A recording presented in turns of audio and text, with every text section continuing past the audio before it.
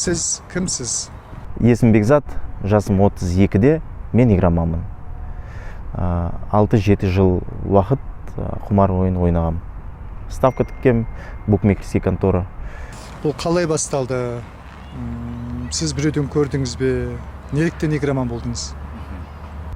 Мен осы ойынға келерден алдын есірткіге жақын болғам. Есірткіге, нақтырақ айтсақ, анаша шегетін. Күндердің бірінде чудан дос балам үйінен келе жатып, жолда мен шөппен ұстап алады ГАИ қызметкерлері. И оны шешу үшін, осы сұрақты шешу үшін біраз ақша керек болды. Оны жасыратын ештеңесі жоқ, біраз ақша керек болды. Ол ақшаны балдар алып кеп, мен шығарып көмектесті маған, бірақ сол бір айдың ішінде 200 мың теңге ақшаны қайтарып беру керек болдым. Бір ай бой бұлай біреуден 30 мың алам, 20 мың алам, екіншісіне берем бұлай. Қайта қарыздан қарыз бір ай осындай уақыт өтті. Сол айдың соңында машинам соғып алам. Удостоверением беріп қойым, сол кісіге төлейтін ақшам жоқ.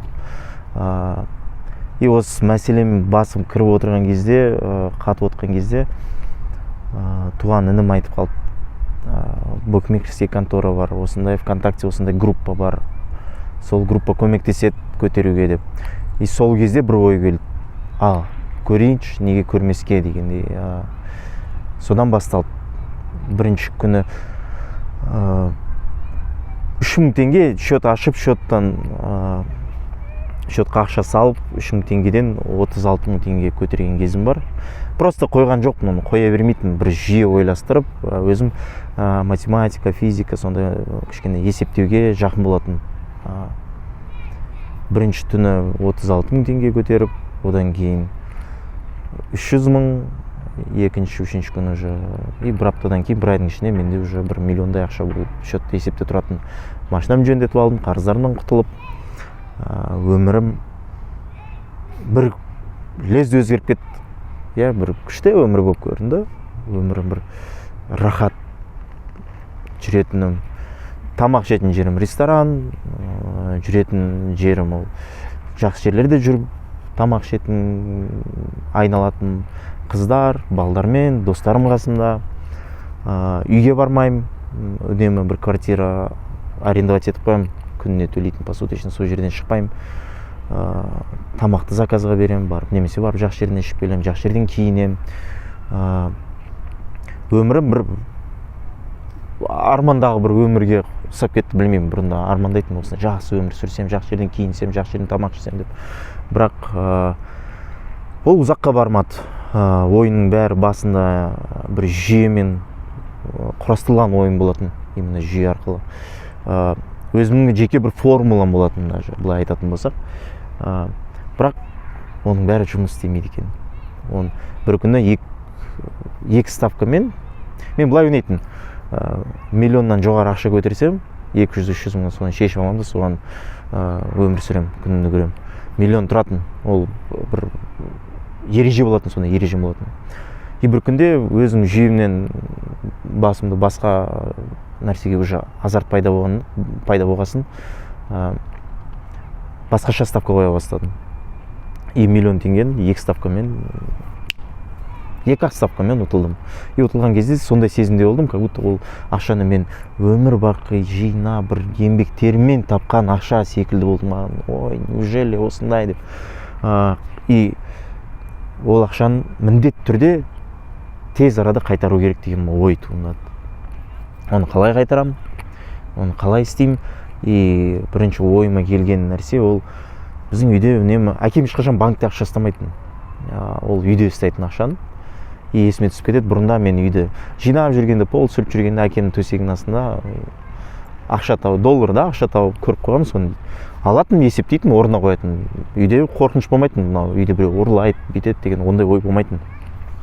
Сол ақша есіме түседі, барам, $2000 алып кетем, ұтылам, барам, $3000 алып кетем, ұтылам, $4000 алып кетем, ұтылам. Төртінші рет барғанда бүкіл ақшаны алып кеттім. Потому что барған сайын қорқасың, ұсталып қаласың ба деген, басымды ұрлайым деген ой жоқ. Оны мен алам, көтерем ақшамды, өз ақшам қайтарам, и мынау долларға айналдырып, ақшаны орнына қойып қоям, үйдегілер білмей қалады деген ой болатын. бірақ бәрі менің ойдағымдай болмайды екен, мен ойлағандай шыға салмайды екен. Оны түсінбейтін, оны білмейтін. Ақыры бір 35 мың доллар, 32 мың или 35 мың, нақты есімде жоқ, сондай ақша болатын, соны ұтылдым. И уже ой, мен миллионды қайтару емес, ол мен қазіргі ойым, келесі ойым ол сол ұрланған ақшаны әке-шешем көрмегенше қайтарып қойғанына келтіру деп. Айтуға қорқам. И сол кезде әкем біліп қойды, алдым ба деген кезде мен өтірік айтып жоқ, алған жоқ. Алдым дедім. Мен оны достарым, бір дос баламен осындай съемочный оборудование аламыз, видеокамера аламыз, қымбат. Бір Red One дедім ба, камераны, өте қымбат камераны аламыз, и оны арендаға береміз, осында күнделікті $500 қайтарып тұрады дегендей бір оқиғаны ойлап таптым. Әкем сенді. И мен сол кезде до конца ақшаны соңына дейін ұтылмаған, енді счетымда бір 800 мың теңге ақша болатын. Ол кезде қанша, бір $5 мың почти $5 мың ақша болатын. Содан әйтеуір бірнеке тағы біраз ақша көтердім де үйге $2 мың алып келем. Мам, міне 4 күннің арендасының ақшасын сразу деп, өзіме 4 күн уақыт ұзартырып дайындап атқан жерім. Ертесіне қалған ақшам бәрін ұтылам, и сразу қайда барам? Үйге кеп, мамам айтып, ана ақшаны бере тұрыңыз, микрофон алу керек деген сылтаумен ол ақшаны алып кетіп қалам. Ақыры бұның бәрі ашылды. Әкем айтқан кезде, әкем сенгісі келмеді, сені біреу счетчикке отырғызып қойған деген ойда болды. Мен счетчикке отырғызып, менен ақшаны біреу күнделікті қағып алып жатыр деп ойлап жүрді, бірақ сенбеді. Ақыры немен бітті? Уже ашығын айттым, папам вроде сенгендей болды. Тағы бір-екі жерден қарыздарым бар еді, сол ақшаны жауап берді. Ойнамайым, болды әке, болды, ойнамайым деген. Өзім сенімдімін, ойнамайтыныма өзім түсіндім. Бұлай болмайды екеніне көзім жетті, ойнамайым деді. И сол кезде ең көп ойнамаған кезім ау, по-моему, 3 айдай уақыт. Ойнамай жүріп, вроде бы тырысып, жұмыс істеймін, анау мынау деп жүрген жерім. Бірақ әкеме айтпаған қарыздарым бар еді, и сол кезде қарыздарым звондай бастады. И бірінші ой, ол ойынмен көтеріп қарызды қайтармасам басқа амалым жоқ дегендей ой болып, қайттан ойнай бастадым. Екінші рет ұтылған кезде уже мен әкем атындағы машинаны өз атыма аударып, әкемсіз, тоже бұл да бір алаяқтыққа жатады. Әкемсіз аударып, машинаны ломбардқа қойып, шыққан ақшаны тоже ұтылған машина. Ескі машина емес еді, арзан машина емес еді, бірақ сол жарты бағасына кетіп қалды. Оны қайтарам деп тырысып қаншама қарызға кірдім. Ақыры оның бәрі өте қызықты жағдай болған. Соны ұтылған кезде не істерімді білмей, өз-өзіме қол жұмсаймын деген ойлар пайда болды. Сол уақытта менде студия звукозаписи болатын, өлең жазатын студия, оның бәрін, оборудованием бәрін тоже сатып жүргем. Бірақ кабинет студияның аренда төлемеген үшін жауып қойған. Опечатать, мен есікті басқа шетінен ашып кіріп, сол жерде қонып, сол жерге өзіме қол жұмсаймын деген ой болып, пайда болып. Әрекетке барған кезде, былай айтқанда, қорқтым, істей алмадым. Бірақ не істеймін деп қайттан үйге келіп, үйден ақша ұрлап, не істеймін дедім, ол Алматыдан Астанаға қашам, жұмысқа тұрам, бір жоспар құрып, сондай істеймін деген бір жоспарлап. Бірақ мен вокзалға да жеткен жоқпын, компьютерный клубқа барып, осы жерде қонам, ертең билетті қарап вокзалға шығам, жолға шығам дегенде бір жоспар құрдым. Бірақ уже үйден ұрлап шыққан ақшаны мен компьютерный клубты уже счетқа салып, сол арқылы ойнаймын дедім да. Осы ойнап, ұйықтап, жаурамайтын жер компьютерный клуб жақсы жер деп ойлап отқан кезім бар. И түнгі 3-тен аса иығымнан біреу келіп қағатта, «Чё, кайфовая жизнь?» деп сұрайды. Мен бұлай бұрылсам, туған інім.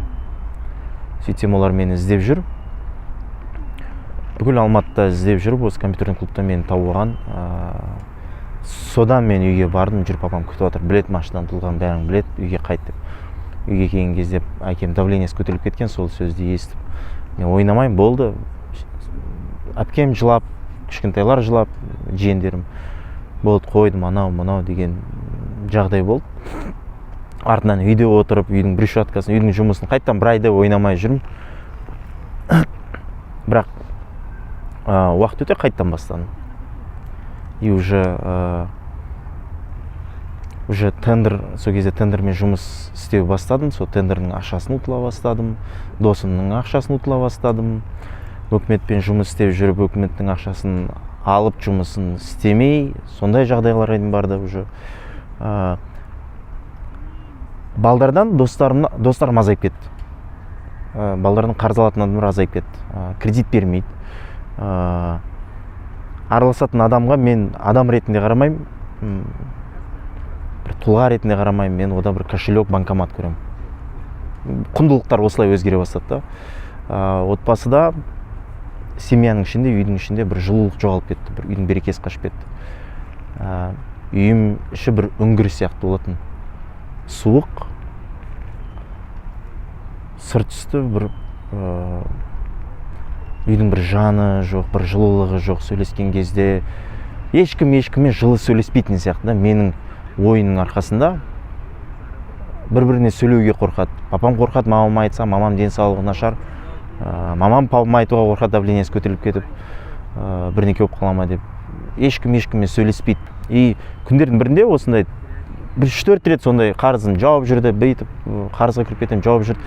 Соңғы рет інімнің счетында ақша болған. Оны қалай байқап қойдым? Телефонымда жоқ мен, жалпы өзім телефонымда жоқ, бір интернет, YouTube қарап отыратын.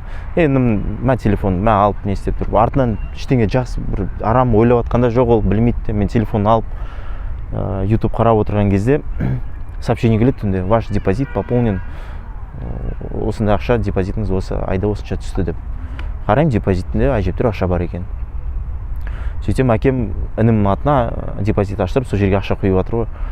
Ертесіне мен уже жоспарлап шығып Талғар қаласында ініме айтам, мен телефоным істемей қалды, жүрші барып келейікші, мен біреуден ақша алу керекпін деймін. Ремень сатып алу керек, тойға кету керек дос балам деп. Інім екеуміз барамыз, ол машинаны қояды, жолдың ар шетінде банк тұр. Каспий банк. Мен отырып телефонын бере тұр деймін. Удостоверениесін алып ағам. Түнде подписін қайталап репетиция жасап ағам, оның бәрін дайындап. И сол кезде сенген ойым, менеджерлардың дәті бармайды маған, сен мен емес екенін айтуға дәті бармайды деп ше. Удостоверениені берем, інімнің удостоверениесін алып ағам, соны берем. Бір кезде Нұрсұлтан дейді маған. Нұрсұлтан деген дауыс естимін. Өзім қатты стресстамын, уайым. Нұрсұлтан, алыстан естіліп келе жатқан дауыс, Нұрсұлтан дейді. И түсінем, мен шақырып жатқан түсінем. Десем, проходите за столик дейді, отырам. И сол кезде менеджер айтады: с какого депозита хотите снять деньги дейді. В смысле деймін, қандай десем. Валютный доллардан ба, теңгеден ба дейді. Долларда қанша бар деймін. Осынша дейді. Теңгеде осынша дейді. Аха. И мен сол кезде опять-таки өз-өзімді алдап атқан, мен бүкіл ақшаны шешпеймін ғой. Мен керексін шешем, көтерем, орнына қоям деген оймен 700 мың теңге шешіп алам. Сообщение келеді, інімнің телефоны менде, сообщениені өшірем, барам, қайттан берем телефонды. 2 күн білмейді, 2 күн ойнап жүрем, бетіне істеп көтеріп жүрем. 2 күннен кейін түнде үйде жұмыс істеп жүрген боламыз, үйдің жанында жұмыс істеп. Болды, мен кету керек деп кетіп қалам. Кетіп баратқан жерінен інім звондайды: ты деньги снял из депозита деп. Қандай итсің деп. Деймін, түнімен ойнап ақшаны құтылам, үйге келсем күтіп отыр, ұйықтамаған ол да. Мен бұлай не істей алмаймын, папама айтам дейді. И папама айтады. Папама айтардың алдын еще мен Каспий Голд карточкасынан ақша шешіп алам. Пин-кодты ауыстырып, номері менің атыма тіркелген болады сол. Соны біліп алып, сол жерден ақша шешіп алам. Ол папам айтады, папам үйден айда жүреді мен. Менде сендей ұлым жоқ деп. И сол кезде мен үйге келем, үйдің үстінде қонам. Мансардта, сырттан кіреді, жылы емес, қыстың күні, суық. мен көмір қорада қонам. Бұрында көмірмен, отопление көмірмен үйдің жылылығын беретінбіз. Артынан уже газға ауыстық қой.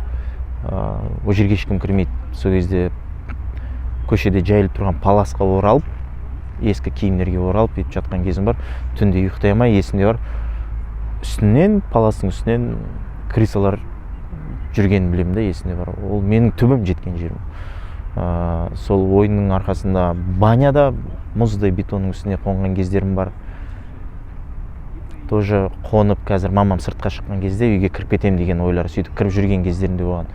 И соның бірінде қазір кіріп кетем деп мамам шыққан кезде бір колонналар болады, навестің, сол колоннаның артына бетіп тұрсам, үйден жиенім көріп қояды, мен 3 жасар бала.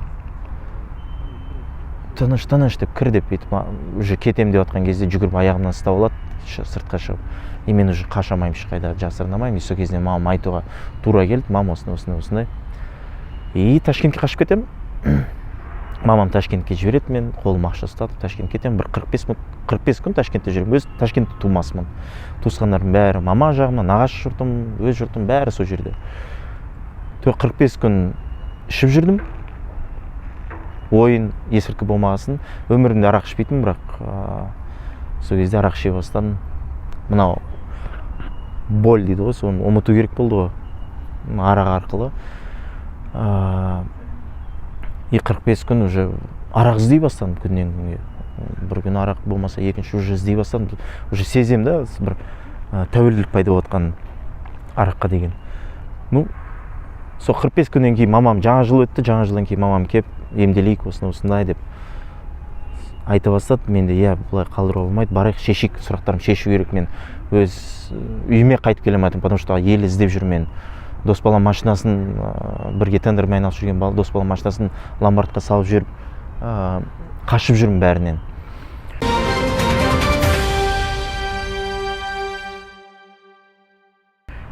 Алматыға келген кезде сестрам айтты, сестрам іздеп жүрген, оңалту орталық емделетін жерді, емдейтін жерді.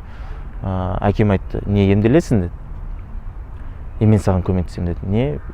Үйден жоғалып кетті. Ешқашан маған хабарласпай жоқ болып кетті. Әрине мен емделем дедім, потому что маған көмектесу керек, мына жағдайдан өзім шыға алмаймын. И солай оңалту орталықтарды іздеп бастап, бір 3-4 жерге барған шығармыз, біреуінде тоқтап. Сол кезде бір фактор ғой, мен іздейтін оңалту орталық маған бір жерге барған кезде өте үлкен жоғары бағаны айтты, бірақ бізде баня, бізде бассейн, бізде спорт зал, бізде дискотека, бізде анау мынау деген бір қызықты жайларды айтып отыр да, маған қызықтырып жатыр, осы жерге барғым келеді, кайфуша, мен кайфовать еткен жақсы көремін. Сол нәрсені таңдаймын деп тұрып, басқа жерге барған кезде ол айтты, Данияр деген кісі айтты, Бекзат, өмірді өзгерткен кезде қиыншылықты жеңе білу керек деді. Бізде ондай нәрсе жоқ, оның бәрі, бірақ качествоға, осы біз ұсынып отырған біздің жұмысымызға мен жауап беремін дедім. Сен әрекет жасасаң бәрі өзгереді деді. И сол кезде мен мынандай сөз бар, құмар ойынға жатып алған адамды тәубасына жерге түсіретін нәрсе, ақиқатқа қайтаратын нәрсе, ол жеңіліс. Ақшасын адам ставкамен ұтылама, содан кейін не істеп қойдым, не болып жатыр деген ақиқатқа қайтып келеді осы әлемге. Сол кезде мен анау кісіні түсінем, осы жерге барам деп таңдаймын, емделем. 2017 январь, 2017-нің июльдің 21 күні мен оңалту орталықтан шығам, 6 айдан кейін туылған күнім. И содан осы оңалту орталықта өз өмірімді қалай өзгертемін, не істеймін деген нақты ең маңызды, өмірімдегі ең маңызды шешімдерді қабылдай бастаймын. Сол кезде шешім қабылдаймын. Осы жерде менде не жоқ, менде тұрақтылықпен кішкентай ақшаға үйренбегенмен, менде тұрақтылық жоқ, біріншіден тәртіп жоқ, кішкентай ақшаға үйренбеген. Сол нәрсені осы жерде үйрене аламын деп, сол оңалту орталықта өтіп шыққаннан кейін тырысып әрекет жасасаң сол жерде жұмыста істеп қалуға мүмкіндігің бар да, көмектеседі, орналасуға көмектеседі, үйретеді бәрін. Мен қалам дедім. И то қалам дегенім ол шығып барып, үйге барып, мен сұраған менен консультант, Бекзат, не істейсің ары қарай деген кезде, мен студия ашамын, звукозапись, видеосъемка, мынау жүргіземін сондай нәрсені деп. Ойымда как будто үйде ақша бар сияқты. Мен бір қиял басымда сол нәрсе ой бар. Үйге келген кезде, холодильникті ашып қараған кезде, анау үйде бір тарелкада кішкентай бір сары май и анау бір томат па, бір аджика ма сондай тұрды, басқа ештеңе жоқ холодильникте. Сол кезде мен түсіндім, мен настолько үйдің жағдайын нольге түсірген көзім жетті. Туған күніме маған стол жайып ештеңе істеп бермей жатыр, манты істеп берді мамам. Жеткізген, осы жағдайға жеткізген ол мен. И оны прекрасно түсінемін, и мен шешім қабылдаймын, оңалту орталықты қалам, дальше өзім дамытамын. Кем дегенде 2 жыл осы салада істеймін. 2 жылда менде бір тұрақтылық пайда болады деген үмітпен, сондай бір ограничение табам, уақытпен установка қойым. Артынан жұмыс істеп жүріп, волонтер болдым, стажер болдым, консультант болдым. Бірақ ол маған аздық ете бастады. Соның арқасында мен істеп жүргенде маған түсінгім келді. Мен көбінесе айтады, тәуелділік бұл ауру дейді. Психоповеденческое расстройство дейді. Ол дегеніміз ойлау қабілетімен іс-әрекетіне байланысты ауру. Неге ауру? Психика дегеніміз не? Сол нәрселерді түсінгім келіп, мен оқуға тапсырамын психологияға.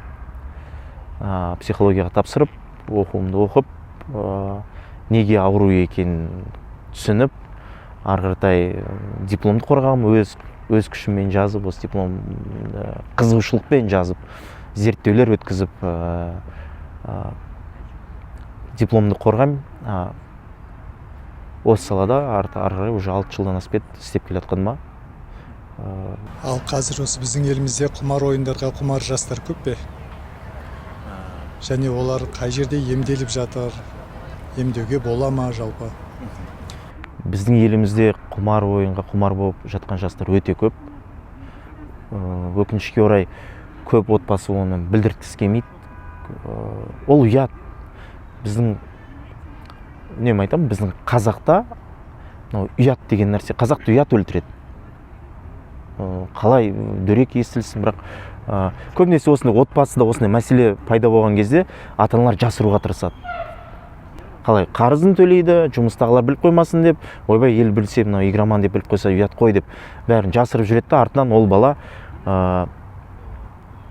құрдымға түсе береді. Кредитін жапқан сайын кредит ала береді. Сол себепті жасырған сайын бұл мәселе толық бетін көрсетпейді.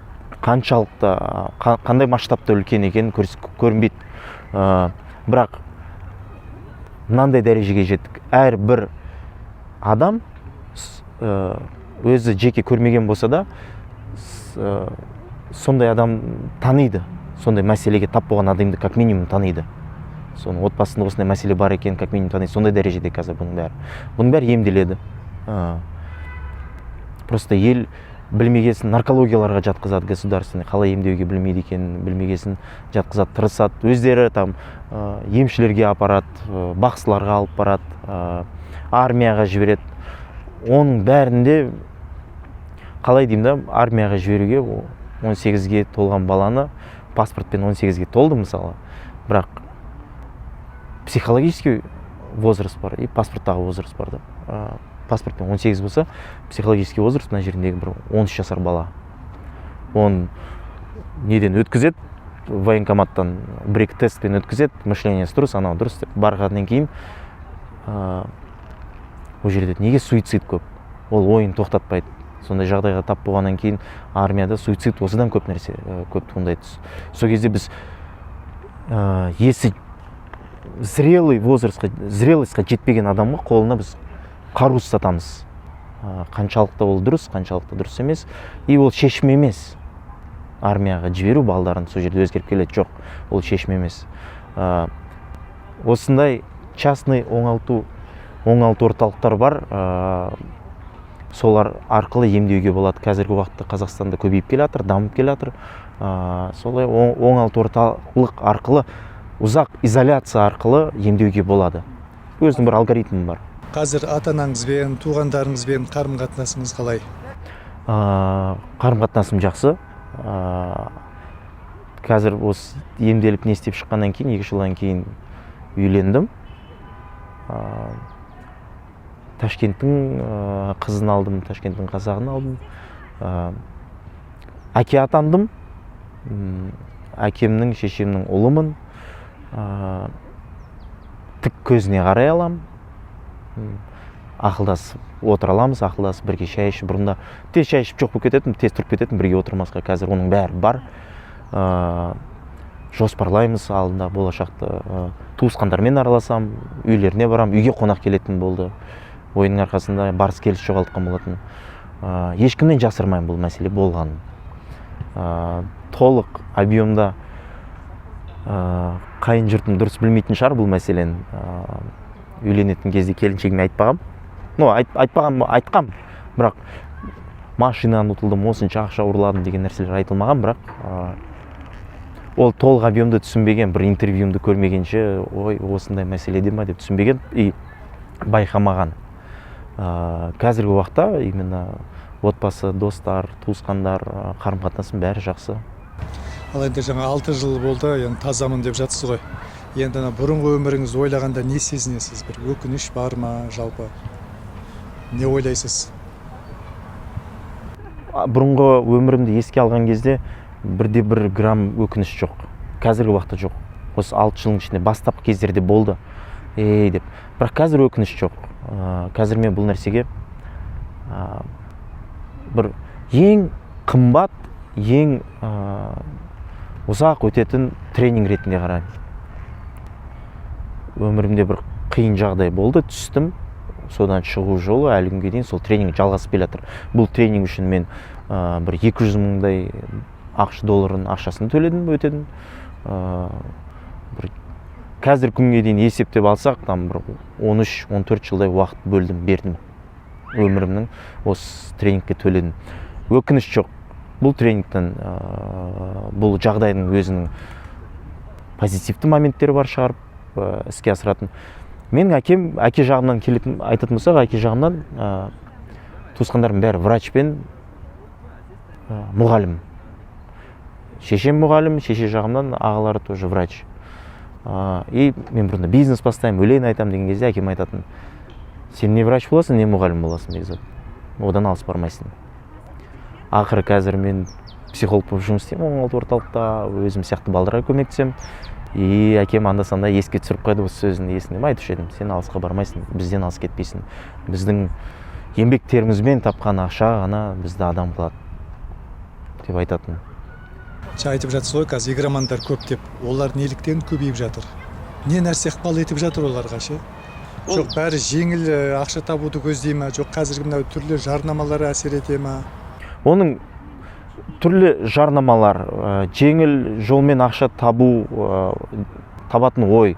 Жалпы бұның бәрі әсер етеді қазір игромандар көбейіп жатқанына.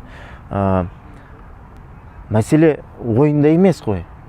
Менің мәселем ойында болған жоқ. Менің мәселем менің ойлау қабілетіме байланысты болды. Неге мен жеңіл жолмен ақша тапқым келеді? Неге мен жеңіл жолмен жеңіп шыққым келеді? Мәселе осыда. Нені мен дәлелдегім келеді деп. И сондай қоғам қалыптасып жатқан мәселе осы қоғамда. Неге бұндай болып жатыр?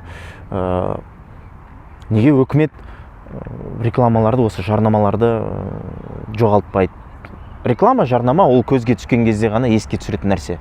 Бірақ он көз басын былай бұрсаң, жарнаманы көрсең, телевизор көрсең, жарнаманы көрсең, интернеттен бірден көріп жатсаң, жарнама көрсең, естественно, ойыңнан бұл нәрсе шықпайды.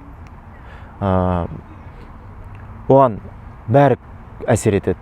Отбасылық тәрбие, отбасының ішіндегі қарым-қатынас, ата-ананың бірінші очередь, ары қаратай айналамдағы достарым, менің қоғамым, үшіншіден ол өкімет айналадағы жарнамалар, беріп жатқан информация, менің телевидениені көріп жатқан информация, осының бәрі әсер етеді. И жаңа қайта оралатын болсақ, жаңағы әңгімеге, бұл мәселен қалай емдеу керек екенін толығымен біздің халық білмейді. 99% халықтың білмейтін шығар бұны қалай емдеу керек екенін. Сол себепті бұл мәселе шешілмейді, өйстіп көбейіп жатыр. Сұхбатымыздың соңында жастарға, олардың ата-аналарына не айтар едіңіз? Маман ретінде. Осы ойынға, құмар ойынға тап болған балдарға айтарым.